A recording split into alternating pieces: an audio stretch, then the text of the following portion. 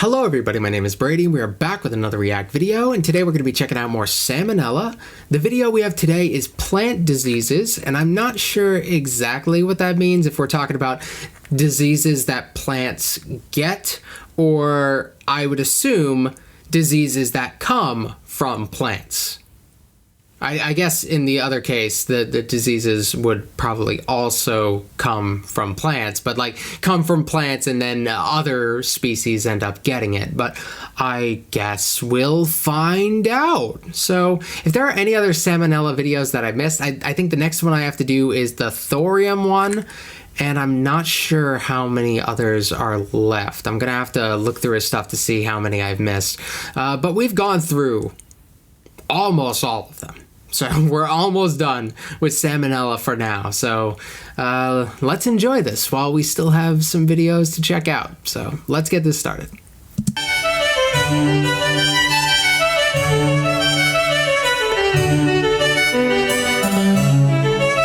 Hey kids, remember the plague, malaria, smallpox? Oh, okay. Kind of bad, right? Well, So that's what I already get it, like diseases that go from animals to humans. In the cases of the rat thing, it wasn't even that long ago that I learned about the plague thing being more from the, and I assume this is true.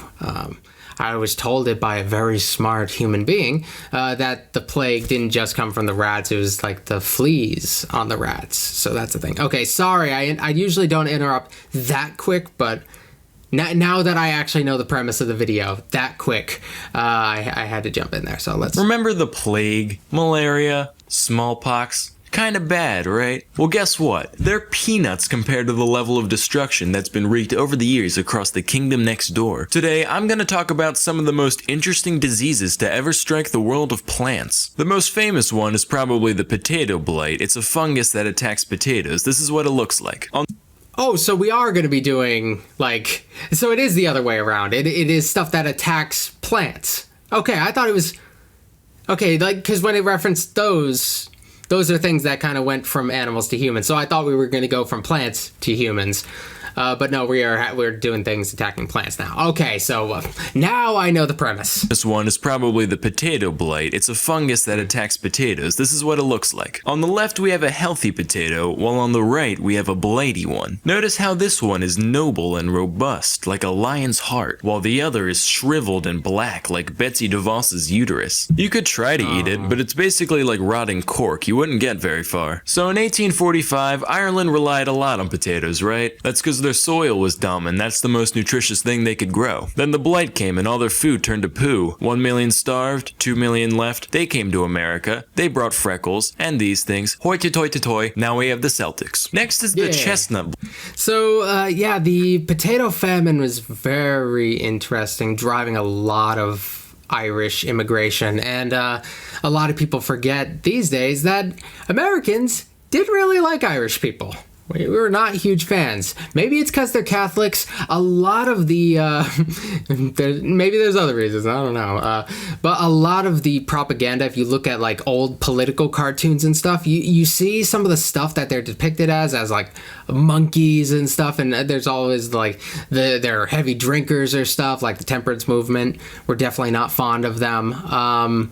You have all of that going on, and these are a lot of things you're like, wow, I thought only black people got that terrible treatment in America. No, the Irish got a lot of propaganda used against them. Americans have always been afraid of people coming from the outside en masse. We've always had segments of people who are really not fond of such a thing, so yeah.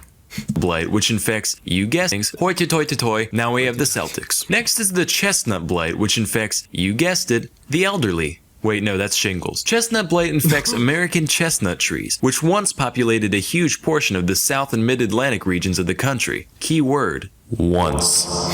During the early 20th century, the blight arrived, which ended up killing around 4 billion trees over the course of a couple decades. Hey, remember that time 4 billion giant things died inexplicably? Me neither. Nobody does. Let me give some perspective on the situation. Those trees were huge, like 40 meters tall apiece. That means 160 million kilometers of tree was destroyed by this disease. That's long enough to get from the Earth to the Sun with 10 million kilometers to spare. Here's another. If we take the volume of all these trees, we get 126 billion cubic meters. If we burn that much wood, we get 861 quadrillion joules of energy. That's the amount released by the bomb dropped on Hiroshima, times 10,000. So yeah, kind of a big deal. But who cares, right? Why worry about 4 billion dumb smelly old trees when there's 1,000 whole pandas that need our help? Isn't that right, WWF?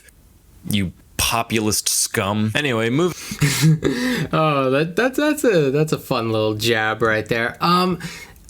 Maybe because we weren't as concerned with our environment at the time. I feel like if that happened today, there would be like a political uprising over the whole situation. Like, we need to do like action. I'm sure there were some people concerned at the time. There must have been. But the fact that this is new to me is kind of interesting. I know it's outside of my area of study, but these are the kind of things like you feel like you would have at least heard about this. It's not even that far off from where I live. It's a little far off, but not even that much. Isn't that right, WWF? You populist scum. Anyway, moving on. This next one is called, get ready, broom rape.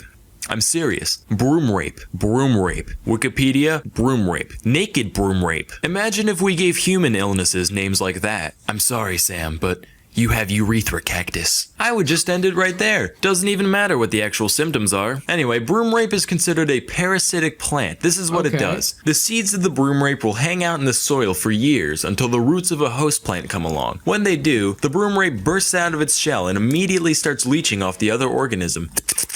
Eventually, once they grow enough, they'll breach the surface with these little flowers. Notice, no leaves, no green. Who needs chlorophyll when you're a filthy freeloader, right? These flowers get fertilized and the whole thing starts over. Just one of these guys isn't a big deal to the host. But once you get enough, they have the potential to suck an entire farm dry, causing sweeping crop failure. Pun definitely intended. Next is this one.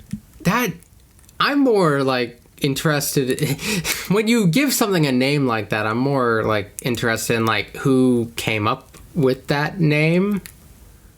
I don't know how widespread this actually is. This is one of those cases where he doesn't really elaborate on like how big of a deal it was. Like the last ones we knew like there was a lot of it going on. There must be some decent examples of it, but wow, what a like a parasitic, like this feels like something that you'd have to deal with in a video game, like a farming simulator. Dry, causing sweeping crop failure. Pun definitely intended. Next is this one. There's a few different ways you can pronounce it depending on your social standing, ranging from ergit to elgo. Being the disheveled pauper I am, I prefer ergit. Rolls off the tongue, you know. Ergit is a okay, so I guess I'm bourgeois in this case, because like I default to ergo, but like I don't want to be in the bourgeoisie. I don't know. I'm gonna force myself to say ergot. Fungus that mainly infects grains like wheat, barley, and especially rye. And it's capable of producing a whole soup of compounds called alkaloids, which can have a variety of effects on the human body. Most of them not fun, mostly spasms and diarrhea, that kind of thing. However, one particular alkaloid called ergitamine structurally resembles LSD and has a similar function when it enters the body. So a medieval peasant would be sitting there, eating a nice loaf of rye bread, just minding his own business. Then all of a sudden, holy shit, I'm blasting out of both ends! My heart's a seizing, my lungs a wheezing, the fucking walls are melting, I can hear Satan's voice. He's telling me to invest in Apple. What does that mean? Why does he want me to buy apples? This would go on for like a day. Sometimes their fingers and toes would fall off, but then they'd be alright. What? Unless they weren't. Moral of the story, kids, don't eat strange bread. You could trip balls and die. One more thing before we end today's video, I've decided to launch a second channel for all the dumb stuff I think of that doesn't fit the Academy format. It's called SamONella Vlog. Go check it out. It's in the description. Cool. I wrote a slam poem. It's there. Go look. Anyway, that's all for today. Till next time, I'm SamONella, and thank you for watching. I didn't know he had a second channel. That's very interesting, actually. The previous video where I did like the dog breeds or something, I think that one came earlier. I maybe, and that video felt kind of out of place. Maybe something like that may have inspired him to make a second channel. I'm gonna have to see what's on there, though. I mean, I feel like the Academy stuff is probably what fits this channel a little bit more. I liked this one. Like, not that I didn't like the previous few that I checked out, but this one, I feel like this one is a bit of a gem. Like the others, like, I kind of get why they may not have been recommended to me specifically with this type of stuff that I check out on my channel. This one, though, I would have, I would have, I was about to say I would have been upset if I missed out on this one, but I wouldn't have known. So, but this is one that I am very glad to have checked out. Plant diseases are, and that thing about wiping out the trees, like that. How does that slip under my radar? I'm curious to what like the political backlash for something like that would have been. Like how did that manifest in human behavior? I need to know now. This is a whole new thing for me. So I clearly learned something today, but I have more questions than I have answers now. And I like when the answer produces more questions, though, because it gives me somewhere to go. So thank you guys for watching. This one was pretty cool. And I'll be back pretty soon with another video. I'll see you guys tomorrow. All right.